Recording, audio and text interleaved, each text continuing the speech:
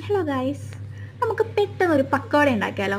അപ്പോൾ കുറച്ച് മല്ലി, പച്ചമുളക്, വേപ്പില, സവാള ഇതെല്ലാം കൂടി ഒരു പാത്രത്തിലോട്ട് മാറ്റാട്ടോ ആദ്യം. അത് കഴിഞ്ഞിട്ട് അതിലേക്ക് കുറച്ച് ഉപ്പ്, മഞ്ഞൾപ്പൊടി, മുളക് പൊടി ഇതെല്ലാം റെഡിയാക്കി തുടങ്ങിയപ്പോഴാണ് എനിക്ക് മനസ്സിലായി ഇവിടെ കടലമാവില്ല എന്നുള്ളത്.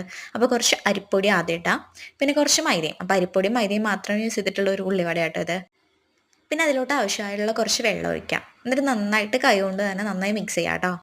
കൈ കൊണ്ട് മിക്സ് ചെയ്യാൻ വലിയ താല്പര്യമില്ലാത്ത കുറച്ച് പേരുണ്ടെന്ന് എനിക്കറിയാം. അപ്പോൾ അവർ വല്ല ഗ്ലൗസ് എങ്ങാനും യൂസ് ചെയ്യാം കേട്ടോ, അല്ലെങ്കിൽ വല്ല സ്പൂൺ വെച്ചിട്ടായാലും മിക്സ് ചെയ്താൽ മതി.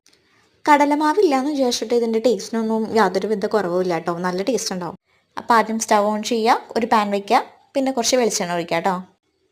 വെളിച്ചെണ്ണ തിളച്ച് വരുമ്പോൾ നമ്മൾ സ്പൂൺ വെച്ചിട്ട് ഈ മിക്സ് കുറച്ച് കുറച്ച് ആയിട്ട് ഇട്ട് കൊടുക്കുക കേട്ടോ ഇതിൽ.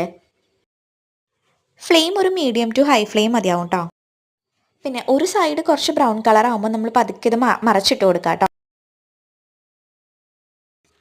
അപ്പോൾ അതാ നമ്മളെല്ലാം മറച്ചിട്ടിട്ടുണ്ട്. അപ്പോൾ ഇത് നമ്മുടെ രണ്ടാമത്തെ സെറ്റാണ് കേട്ടോ.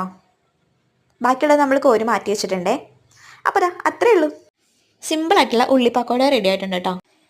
ഇത് ഞാൻ സ്ഥിരമായിട്ട് ചായക്ക് പ്രത്യേകിച്ചൊന്നും ഇല്ലാന്നുണ്ടെങ്കിൽ ഒന്ന് ഉണ്ടാക്കി നോക്കുന്ന സ്നാക്കാണ് കേട്ടോ.